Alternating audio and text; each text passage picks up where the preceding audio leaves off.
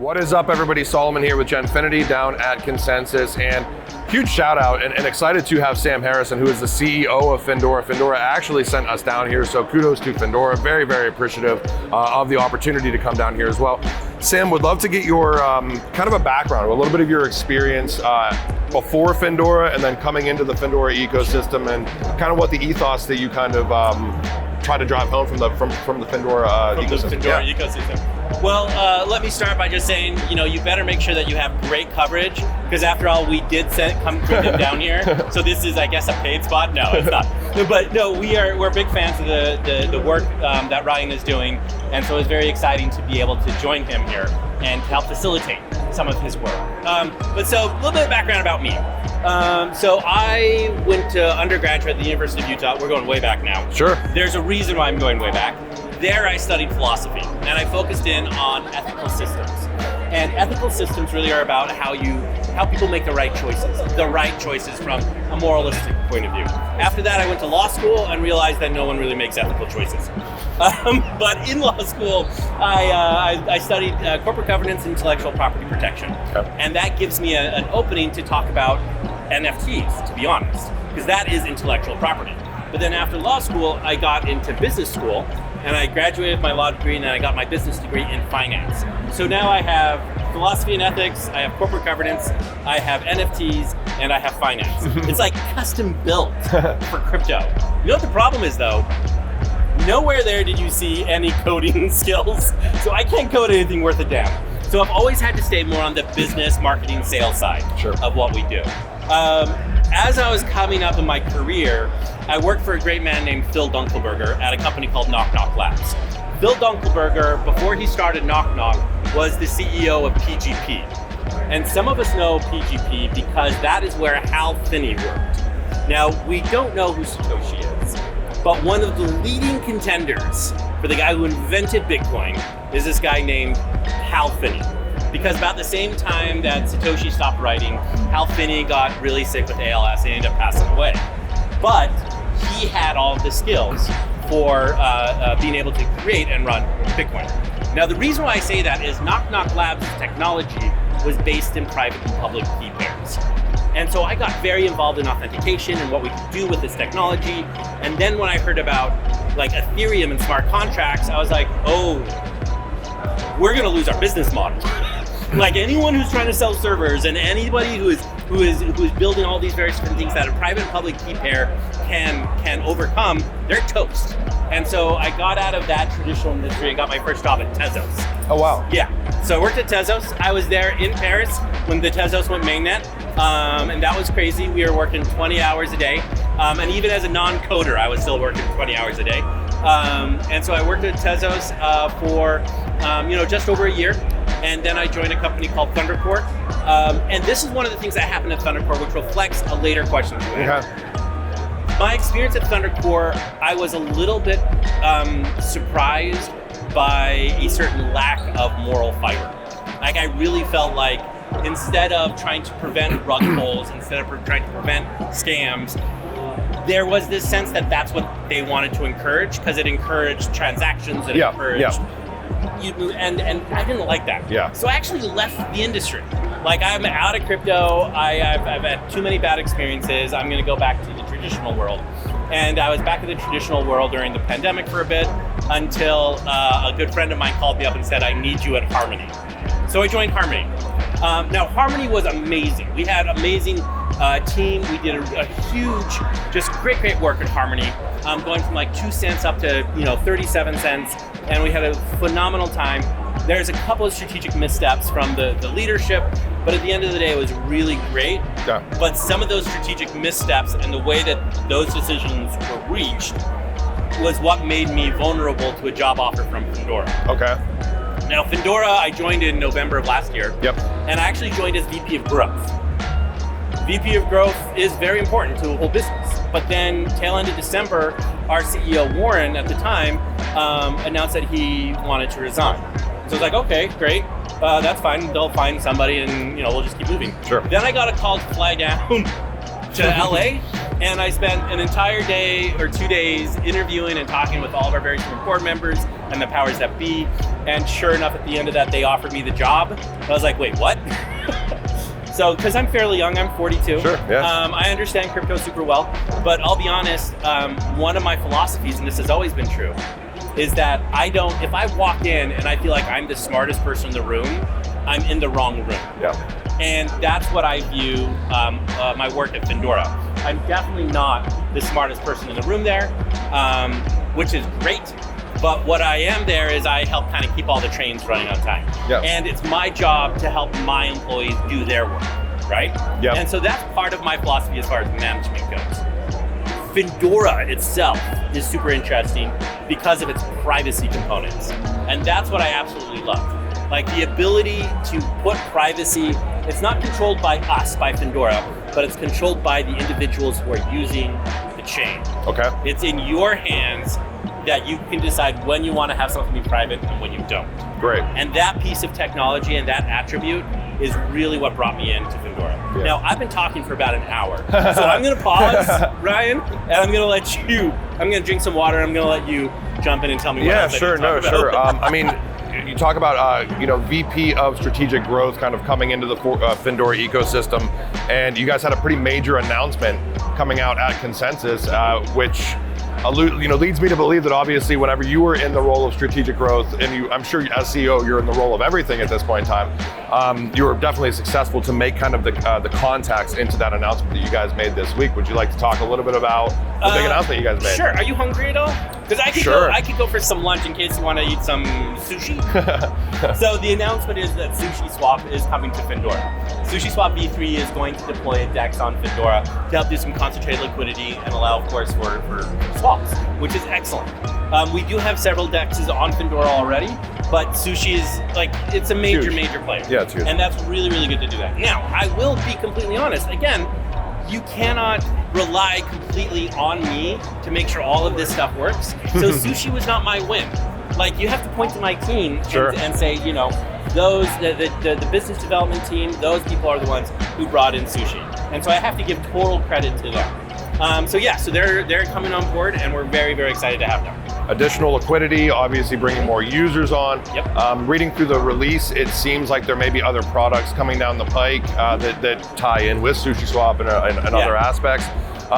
You touch base on the privacy aspects, and you are kind of a privacy advocate. You're on your own privacy podcast. Yeah. Can you get into kind of the auditability aspects of what it looks like from the user experience that wants to either be totally private in certain regards to what they're doing with Findora, or the user that doesn't want to be private, and what you see, that meshing is really kind of what drives the value mechanisms of the Findora ecosystem? Good question. Now, here's the question, Ryan. How deep in the technology do you want me to go? You can go as deep as you want to go, or as light as you want to keep it. I can go so deep that I start making mistakes. I would say just keep it as easy to understand as possible. Perfect. I mean, to try to educate as many people as you possibly can. So that's what I'll do. So one of the things that's really, really hard about blockchain technology in general, and about running finance and running a bunch of stuff on chain, is how public all of this information is.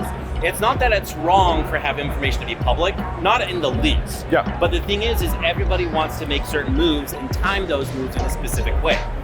And if everybody can see how you are trading, and everyone can see what your balance is, then they can actually counter trade against you. And that 100% happens. It's one of the things that, I had a lot of conversations with Warren, our prior CEO, who used to work at Ripple. And that was one of the things that we talked about a lot, is the fact that you would have people counter trade against whale wallets to be able to either counter their trade so they don't make their big income, or trade off the back then. And it's not cheating, but you don't necessarily want that to happen. And so what we've done and what we've built is a thing that we call triple masking. Okay. Now, Ryan, I want to remind you that this is under embargo for another 24 hours. Yep. So no throwing this out earlier. But the point here is with Findora and triple masking, the user has the right, by just switching a toggle in the wallet, to mask their address, where the tokens are coming from, the destination address, both of those, mask the asset type. So is it is it an ETH token? Is it a different sort of token? Is it a stable coin? So you can mask that, and the amount. right? So now we've masked the who, the what, and the how much. Yep. And that is completely in the hands of you, the user. We can't even unlock that, right? A little bit later in the year, we'll release what we call the view key. And that's when you, if you desire to unlock it yourself, you can as well. Like you can send it to your accountant or whatever. Now the other piece of this, and that's a compliance piece, right? Mm-hmm. The other piece of this is what we call asset tracing. So right now, one of the biggest annoyances of blockchain is anti-money laundering and kind of terrorist financing, right? They want to, the regulators and the powers that be want to make sure we're not doing anything illegal, which I think is okay, sure. Right? But it's not my job to make sure that you are not doing anything illegal. Yep. Right? And so what we've done is, Brian, if you deploy a contract onto Findora, you are given an encryption key that right now your assets are masked how they go. Okay. But with that encryption key, if you get hit by a subpoena because you deployed something that maybe regulators don't like or have a reasonable suspicion that is being used for financing terrorism, you can use that encryption key and show the asset tracing so that the FBI doesn't, lock you up for supporting Al-Qaeda, yeah. Right? And so that is one of the most important things that we can do.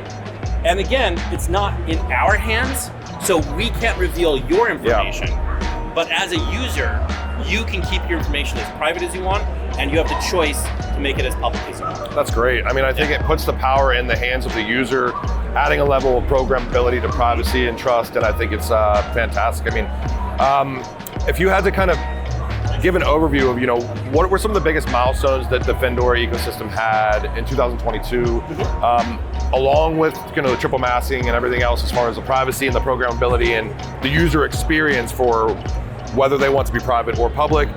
What else are you looking forward to in 2023 as well? Anything that's got you kind of excited? We always try to pull alpha if we possibly can. So I just gave you some alpha. I know you're going to give us great alpha. Fortunately, though, it's embargoed till tomorrow. So, okay, so as far as 2022, I think the biggest thing was the launch of our EVM chain. Okay. That happened at the very, very beginning of 2022, which also coincided with our launch of public staking. Yeah. So both of those were very, very important because you got to be able to communicate with Ethereum. I mean, you really do. Yeah. It is one of the big behemoths. I don't know if it's still the biggest. I've heard rumors that Binance, the BNB ecosystem, is now actually bigger than Ethereum, but I haven't verified that one way or the other. What's your take on that? You seem like you may know. I plead the fifth. I'm going to keep my answer private.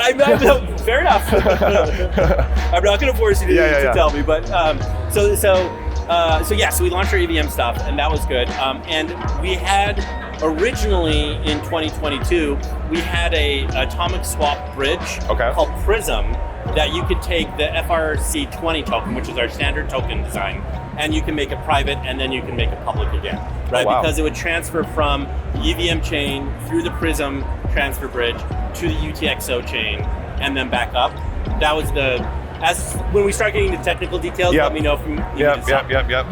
But the point is that that worked for our FRC20. Now, we also wanted to be able to do it for our FRC 721 and 1155, so you can also wrap NFTs with privacy. And so that's Prism++. And that came out beginning of Q1 this year, tail end of Q4 last year.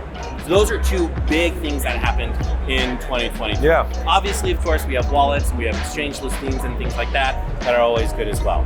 Coming up here in 2023, the biggest thing off the top of my head, hands down, and actually I'm competing whether or not it's Sushi coming on board or if it's this triple masking launch. Because both of those are big.